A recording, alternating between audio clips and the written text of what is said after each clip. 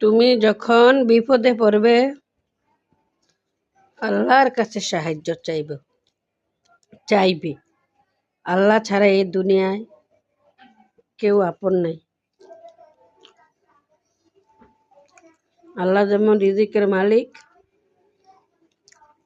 বিপদেতে রক্ষা করার মালিকও আল্লাহ। মানুষের দুয়ারে গেলে মানুষে ফিরে দিতে পারে, মন খারাপ করতে পারে, মন কালো করতে পারে, কিন্তু আল্লাহর দুয়ারে গেলে আল্লাহ কোনো দিন খালি হাতে ফিরায় না।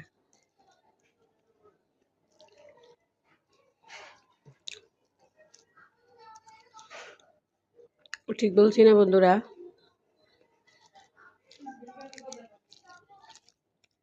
আল্লাহ কখনো নিরাশ করে না। হতাশার দোয়া আসে, যতটা আসে তার চেয়ে বেশি আলো করে আল্লাহ আবার ফিরিয়ে দেয়। হতাশা নিয়ে পড়ে থাকলে হবে না, আলোর দিকে যেতে হয়।